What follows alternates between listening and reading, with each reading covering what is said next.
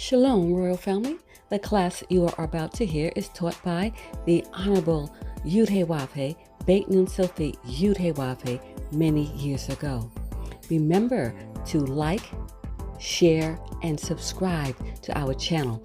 Visit us at www.yahweh144000.com. Also, Royal Family, you can enroll in classes designed for the Godhead at www.universityofyahweh.org. And also, Royal Family and friends, we want to share with you Yahweh's Keys to Riches.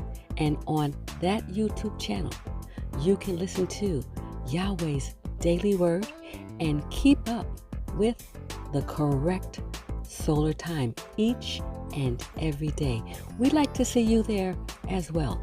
Go to Yahweh's Keys to Riches. It's in the description below so that you can join us there as well. Remember, when you get there, just like here, remember to like, share, and subscribe to our channels. All right, Royal Family, we look forward to seeing you there as well. Enjoy.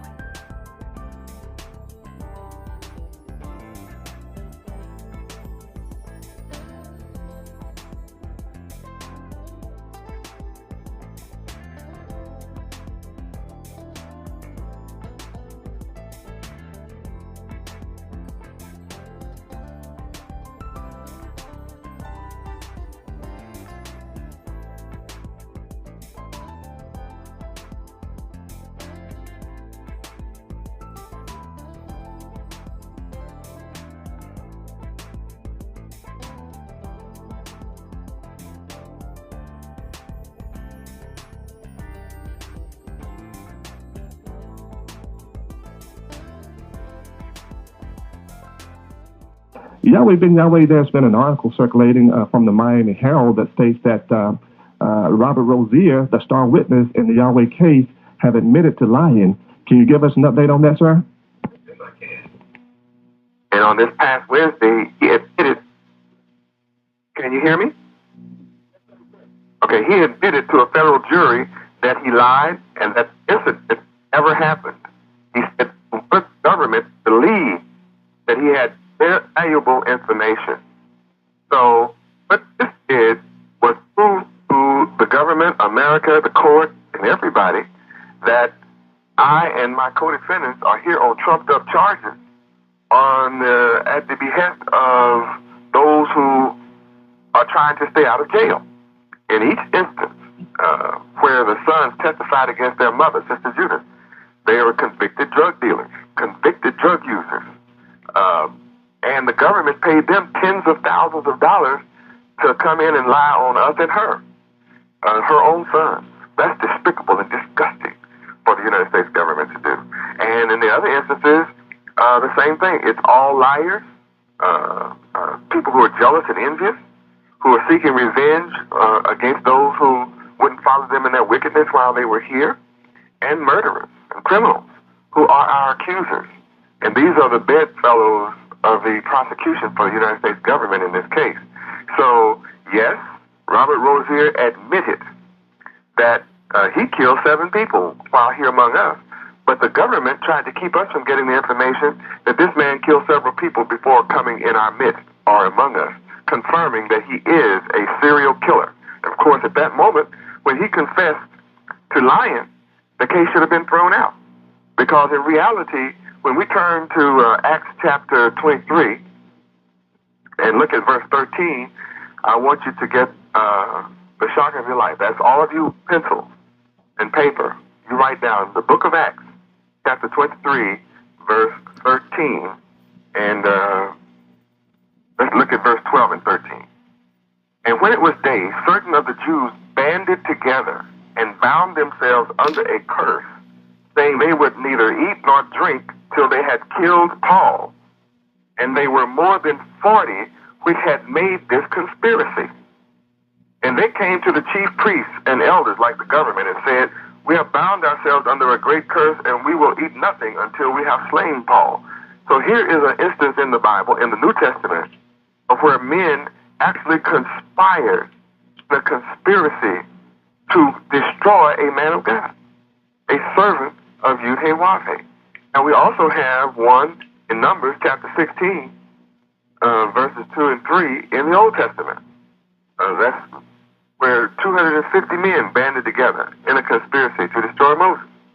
Let's look at Numbers chapter 16, verses 2 and 3. And there rose up before Moses with certain of the children of Israel 250 princes of the assembly, famous in the congregation, men of renown. And they gathered themselves together against Moses and against Aaron, and said unto them, You take too much upon you, seeing all the congregation are holy, every one of them, and the Lord Yahweh is among them. Wherefore then lift ye yourselves above the congregation. So here you have people, 250 in the book of Numbers, who were full of jealousy and envy, and came together in a conspiracy, 250 strong, to destroy the servants of Yahweh. Then you come 2,000 years later, when Christ is walking, or after he was walking, and here was a conspiracy of 40 people telling the same story to get rid of the servants of Yahweh. So we have that same thing going on. Here is a man confessed it, and they didn't throw the case out there, carrying it right on, just like that does not make any difference. That is the latest.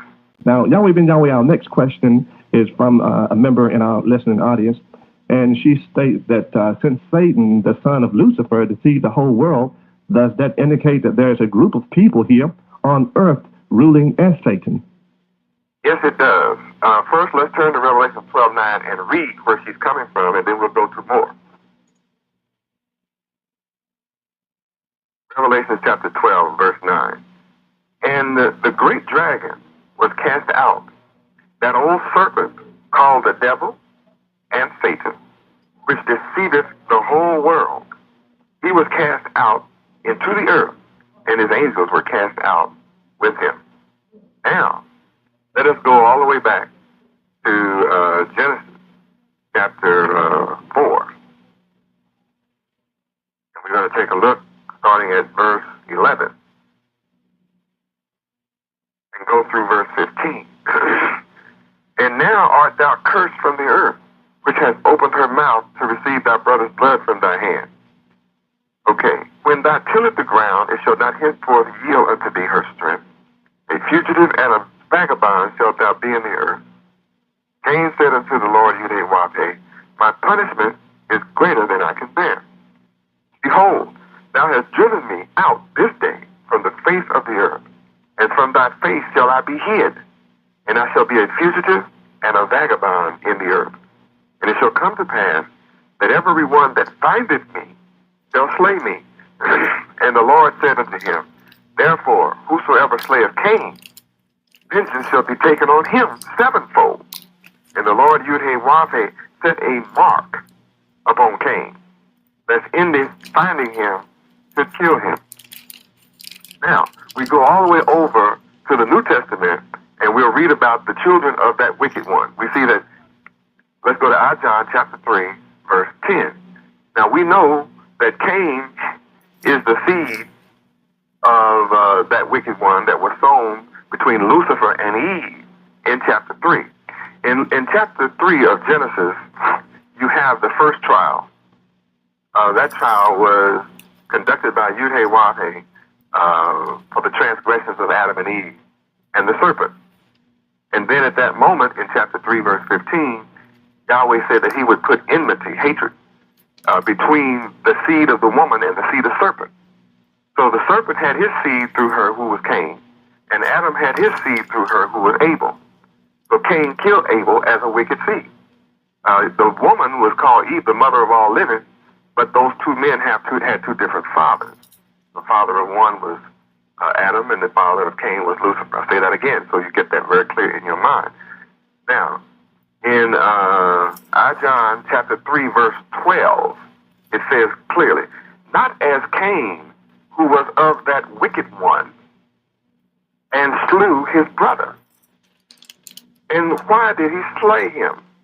Because his own works were evil and his brother's righteous. So here we see that Cain was not of Adam. Neither was he the same seed as Abel. They had two different fathers. The father of righteousness is clearly stated here in verse 10. I, John, chapter 3, verse 10.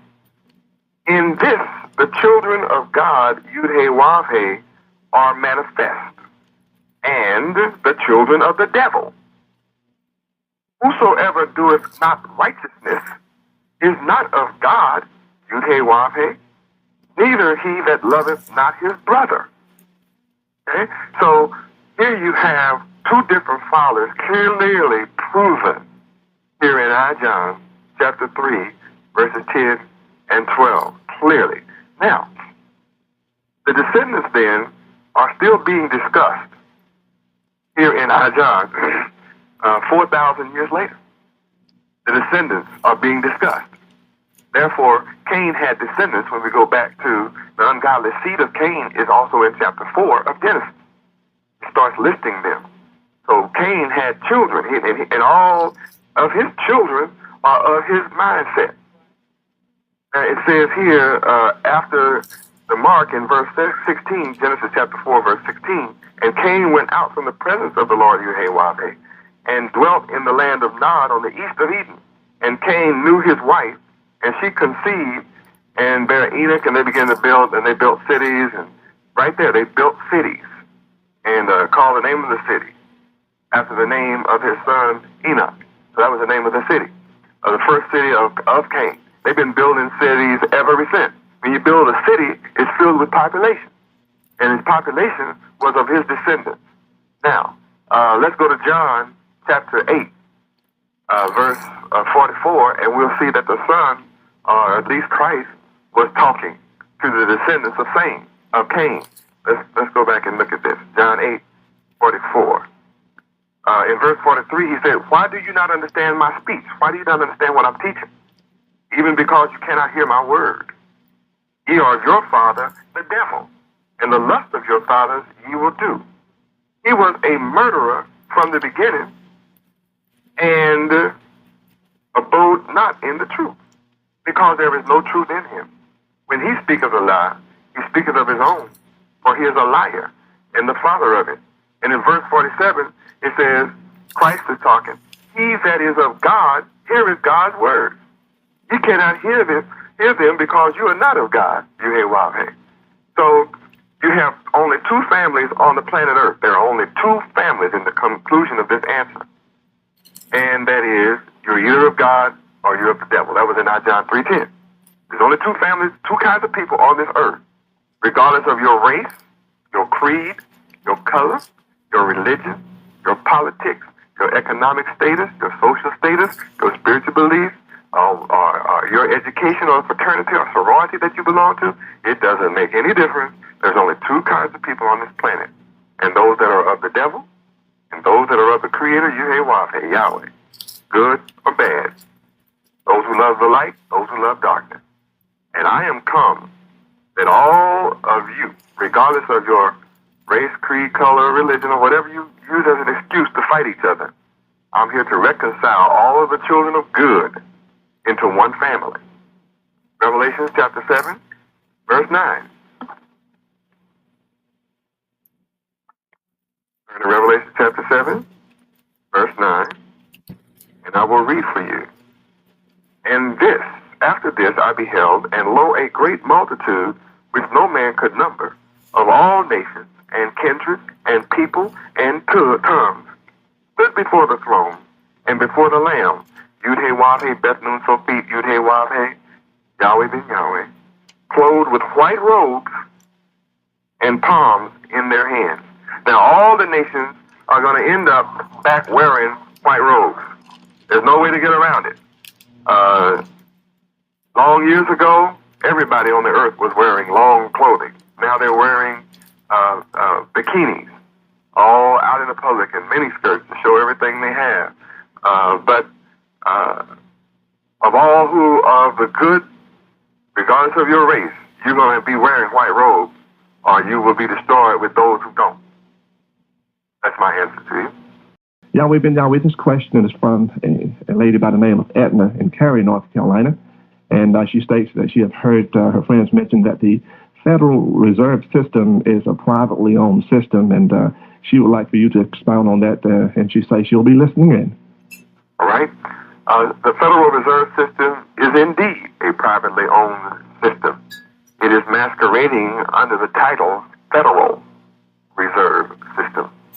And by giving it the title, a false title, federal, naturally the public, the masses, the ignorant, believe that this is something owned by the federal government.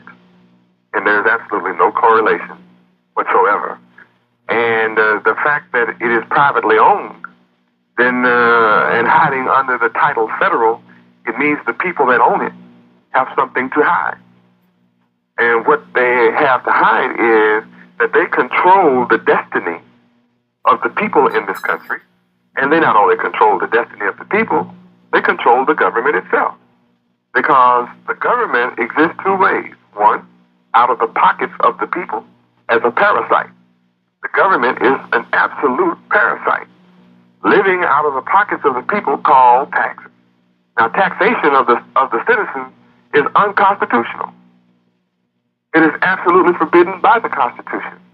So all of those who are representing the people in this country as the government know that they're operating independently from the people while giving the illusion that they allow the illusion that they own the Federal Reserve System, knowing full well it is privately owned. And you can easily find out who those people are. Well, I shouldn't say easily, but you can find out who it is that owns it. And naturally, the government, answering the next point where they get their money from, is from the Federal Reserve System. What does that mean? It means that the privately owned bankers loan the money that the government doesn't get out of your pocket to do whatever they want at big-time interest. Now, of course, the taxpayer, the citizen, through the government, has to pay the interest to the private bankers who own the Federal Reserve System. And now, without you voting on the government getting this money from the Federal Reserve System, you still are tied to paying it back. And by you being ignorant, then you are being taxed by an unconstitutional government, number one. And by you being divided from yourself, even because the word says, even Satan's house divided against itself cannot stand. Mark 3:24 through 26. Mark chapter 3, verses 24 through 26 tells you very clearly that even the devil's house can't stand divided against itself. So how can God's house stand divided against itself? So Satan, through Revelation 12:9 as an example, deceiving the whole world, has the good people, the righteous people, the house of God, thinking that they're hopeless and helpless, and they can't get any help or any hope. And then Satan has stepped in to make you think that you're going to go to heaven somewhere off this planet, thus allowing Satan to rule on the planet, when in fact the Garden of Eden was on the planet. And the earth is made to be inhabited forever, according to the scriptures. Ecclesiastes 1:4, and Isaiah 45:18 tells you the earth is made to be inhabited forever. And for you who are mistakenly deceived by the devil that heaven is going to be somewhere else, you'd better read the apocalyptic book, Revelation 21, verses 1 through 4, which will clearly tell you that New Jerusalem is not off the planet, but is coming down from heaven to the planet. And that you're not going to die and go to some other heaven. New Jerusalem is coming down as heaven, with the God of heaven being here on earth with men forever as the light of men. That God of heaven is Yahweh. I represent this God of heaven, Yahweh. So here you are thinking you're going to die and leave the planet and your soul go somewhere else, when all the time heaven is on the planet. So therefore, Satan has deceived you on every hand And here you are paying money to illegal governments on the earth. I come and Satan is being revealed. The sons of perdition are being revealed. That's why I'm in prison, is because I'm revealing these truths to you. The reality is that Satan is ruling heaven by violence.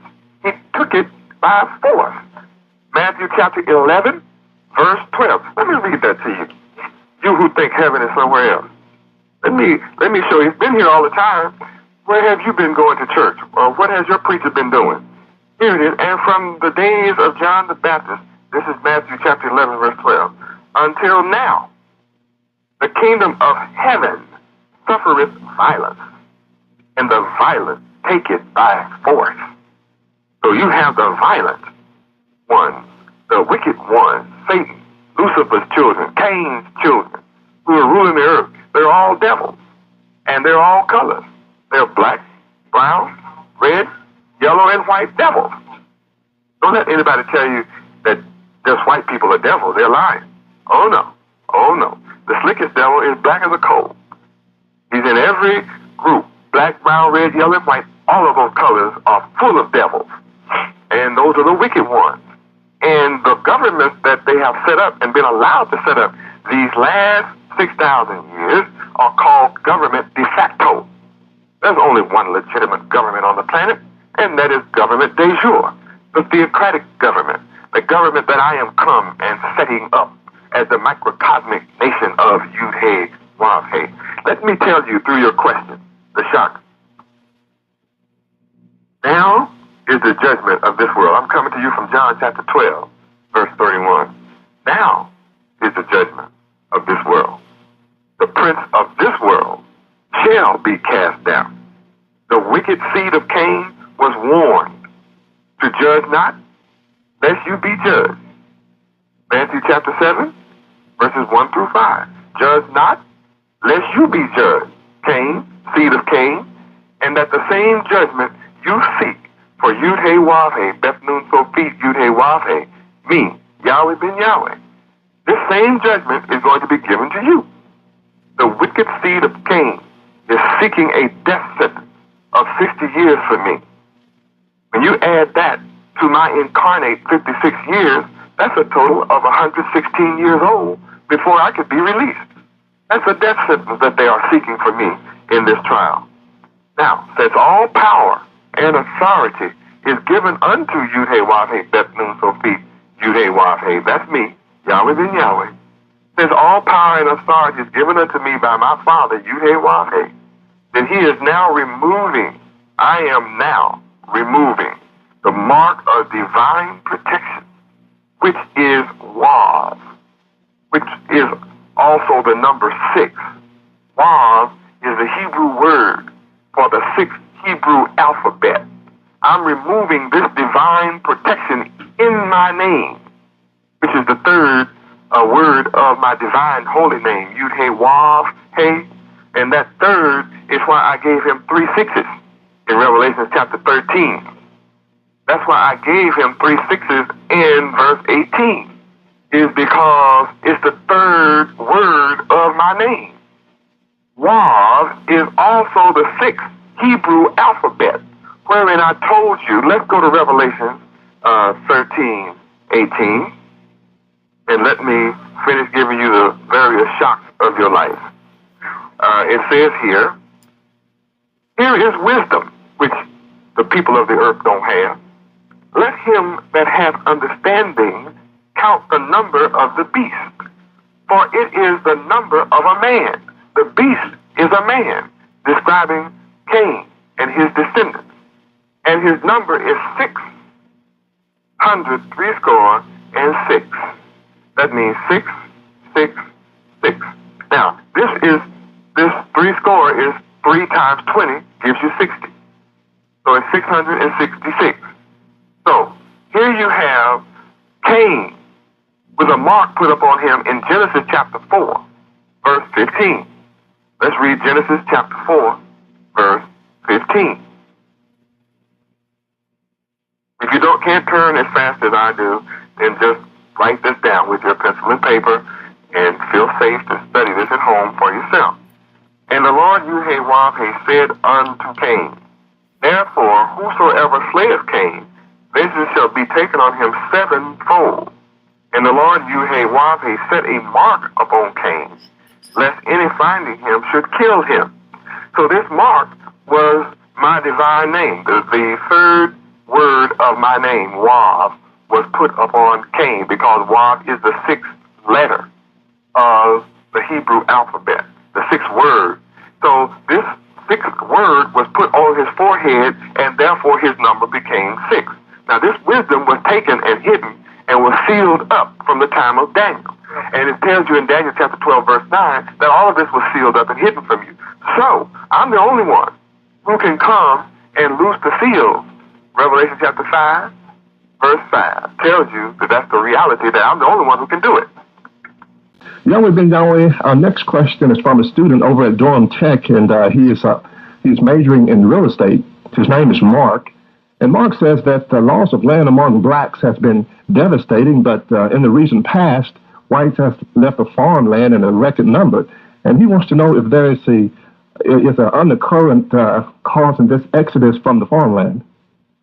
I just read to you from Genesis chapter 4, where the seed of Cain is under a curse, and that the earth will not yield her strength to them. So their farms and farmlands, they're not yielding their strength. In Genesis chapter 4, verse 6, it's just not yielding. So they are leaving.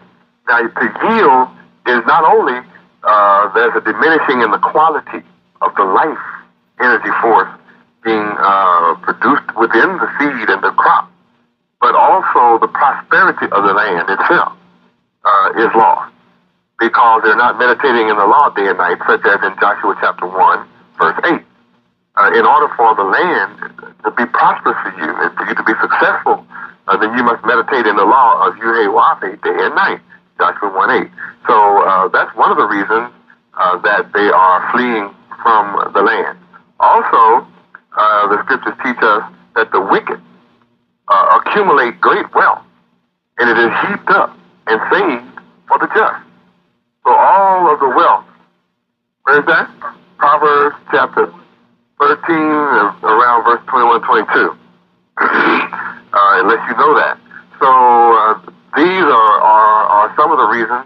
The excuse can be economic times, the fact that they're greedy. Farmers get greedy, so then they go to the Federal Reserve Bank. They don't know that's where they're going, but through the loan programs and farm subsidy programs, which are loans from banks, it sets up the poor farmer to have his land taken. You see, the bankers don't produce anything. They're able to create money out of thin air. All they have to do is print it. They borrow it from the Federal Reserve System, who has the right to print it.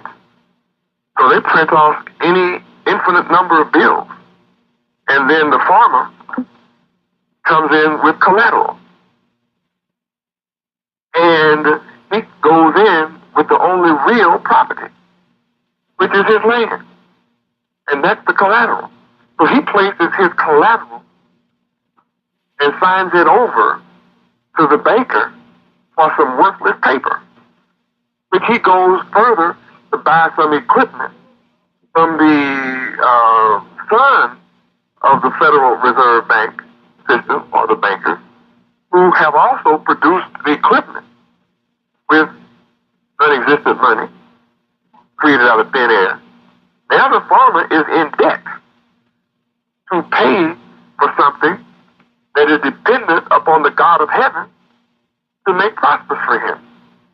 And if it's a drought or plagues of different insects to eat up the crop, or he decides he doesn't want to bless them for their wickedness, then you have all of these forces of righteousness, the creation, or the good man as they call, doesn't allow his blessings to flow.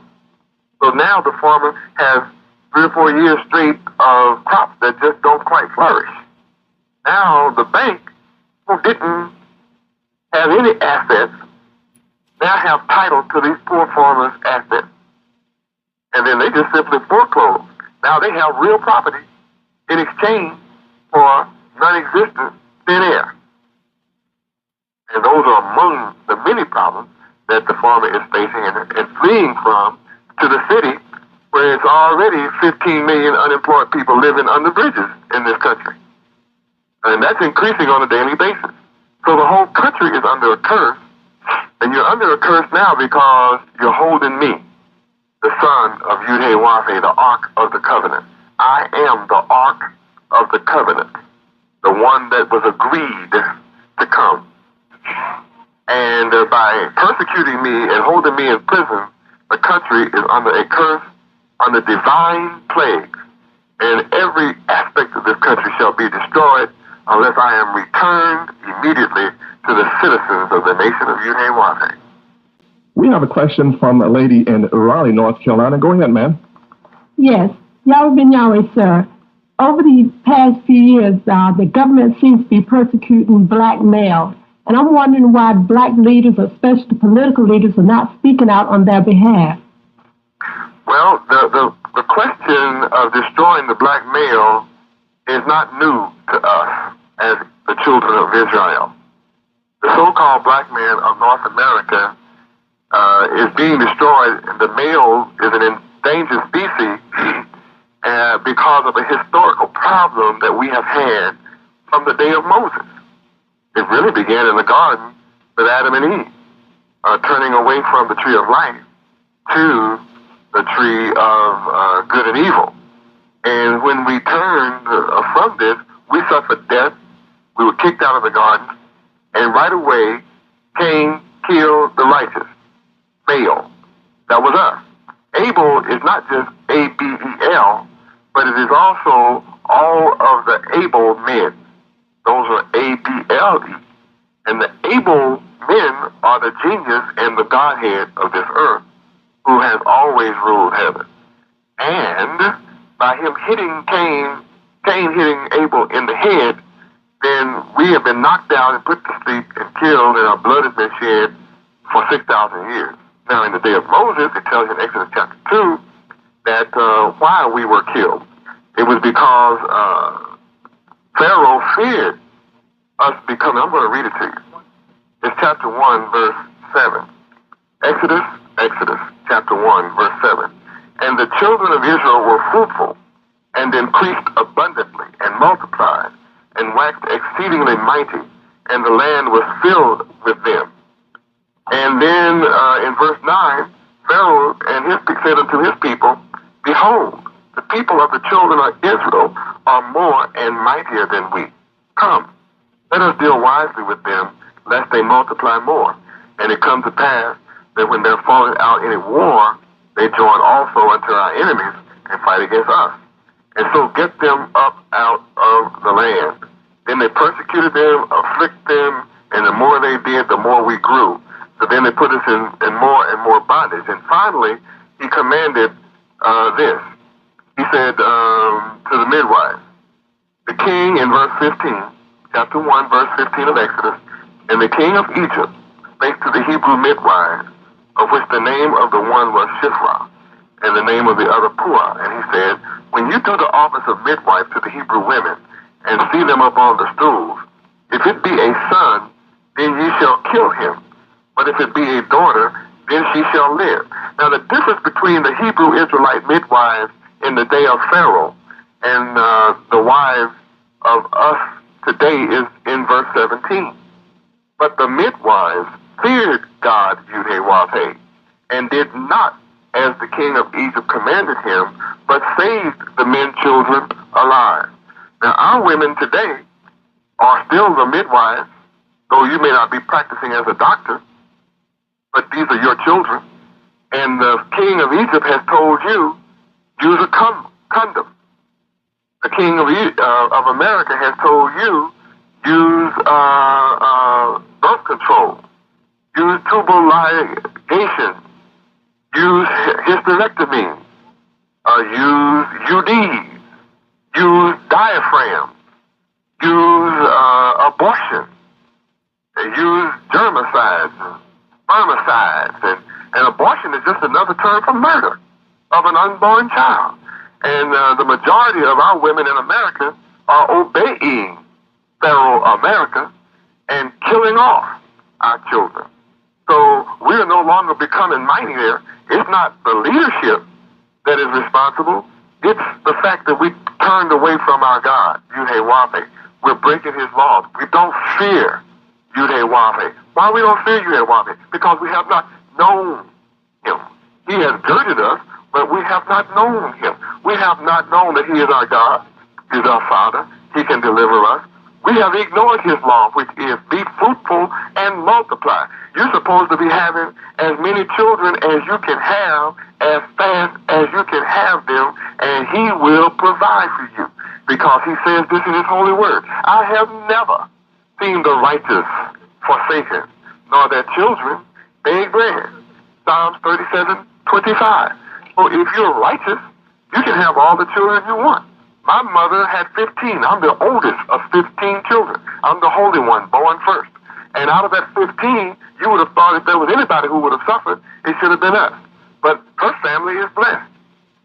All of us have blessed her and my father. I have a baby sister that's the greatest opera star on earth. Very rich. And she's not the only one. Her sons are businessmen. Very rich. And the parents are blessed. Our parents are blessed because of us having a huge family. And if there was any place in town where you're hungry, you could go to a huge family and find food. But where there's only a husband and wife and 1.8 children, 1.5 children, you might find 1 or 2 beans in the refrigerator because they're going for the so-called false prosperity of this world instead of owning the manufacturing and the means of production of this land. So here is the real problem. It's not the male who reached into adulthood and who's trying to compromise his life and survive as a so-called leader. The mothers, the mothers must come back into the fear of Yahweh so you can teach your sons and your daughters the fear of their God, their Father, the Creator. And then you will have men who will defend you and your children forever when they become adults. One other question here, and this is from Mr. O'Neill Dunn, and he states that I'm among the listening audience. And his question, he states there has been very disturbing weather conditions around the world, such as the recent severe flooding in California. And he states that he recalled you mentioning Yahweh Ben Yahweh on previous programs that these conditions are as a result of your being incarcerated. And he wants you to expound on that further, if you would, sir. Yes. I repeat again, when the Ark of the Covenant was ever taken from the children of Israel, 1 Samuel chapter 6, you can read about this. You will see in 1 Samuel chapter 6 where every time another nation took the Ark of the Covenant from us, the children of Israel, they suffered plagues and destruction. The entire country suffered plagues and absolute destruction. So I warned America in 1989, 2 years before they put their hands on me, that if they ever did, I never said they could not, I never said they would not, but I warned America, if you put your hands on me, you will find out that Yahweh controls nature. And I gave this program on West 57th Street and 60 Minutes, which was published several times around this country. So America had warning. So every aspect of the life of America is under plague, the divine curse of Yahweh, the Creator, and her unemployment is going to be higher. Her businesses are going to continue to fail and get worse. Your airline industry, your automobile industry, there's going to be no chariots running in the street, no means of transportation if you continue to hold me. It's fine, hold me, because you're the ones who are suffering the plagues and the destruction of your entire country. And when it's finally destroyed, you just remember, because of your judgment of me, you bring judgment upon yourself. Because I have all power and authority from my Father, Yahweh, to set judgment in this earth. And the judgment you seek from me, I'm going to put it right back on you. It's written that when you dig a ditch, you're going to fall into that ditch. Ecclesiastes chapter 10, verse 8 lets you know that. So the ditch you dig for the righteous, you're digging it for yourself. So What you seek from me, you're bringing it upon yourself. And I warn you again, I'm removing my divine name, word of my name, from your forehead, you who are wicked. And you shall know nothing but absolute destruction. And just as Gorbachev went to bed secure, he woke up without a country. That's how fast it was. Noah went to sleep. The people didn't listen, but he went to sleep on the ark. And when he woke up, the children were swimming out there, but they couldn't get in the ark. And my book tells me in Matthew chapter 24, around verse 37, that as it was in the days of Noah, it's going to be that same way today. And it is that same way today. People thought evil continually then. They're thinking evil continually today. They knew not until the flood came and swept them away in the day of Noah. And you shall, the children of Cain, you shall not know until you are swept away to total destruction that your end is here. It's here. You may not see it because you don't believe it. But then no one ever believed that the hand of Yahweh was about to sweep them away. But what makes him so mighty and powerful and majestic and one that you can count on is he keeps his word in every instant. And I'm here as a mercy to you and the people. America, you can be like Nineveh. I'm here to offer you the same offer that was made to Nineveh. Now, in the day of Jonah, Nineveh was the city that Jonah went to. Now, Nineveh repented and was saved from divine destruction. Nineveh repented. Now, my Bible tells me that Nineveh will rise up in judgment against you here on the earth today, including America. Matthew chapter 12, between 38 and 42, you will find that Nineveh is now a witness against you, America, that you can repent and be saved. Or you can be like Sodom and Gomorrah, or you can be like Pharaoh in the Red Sea, or you can be like the people in the days of Noah. Many examples for you. You can be like Babylon. You can be like the Medes and the Persians and the Greek and the Romans, all who fought against Jerusalem, all who ever fought against us, the so-called black men of America who are the children of Israel. Everyone who ever fought against us shall be destroyed. Zechariah chapter 14, verse 12. Read these things for yourself. Make your own decision as to what you shall do. I am here setting judgment in the earth. This student wants to know how you're going to bring about the government of God that you mentioned on a previous program that you would do. All right. I'm bringing it about now. The way in which the government of God, Yahweh, is brought about is a very complex involvement. It's compound complex, in fact. However, synoptically, with 7.5 minutes to cover two subjects, I'll be as brief as I can, but remember, I'm being synoptic. The first step, the number one step, is for the Father to send his Son. The Father's name is Yud-Heh-Wah-Heh. The Son's name is Yud-Heh-Wah-Heh, Bet Nun Sophie, Yud-Heh-Wah-Heh. So step number one, the responsibility of the Son, is to manifest the name of his Father. John chapter 17, verses 5 and 6. That's my purpose. Now, after coming and manifesting the name of my Father, then you gain the knowledge of his Son.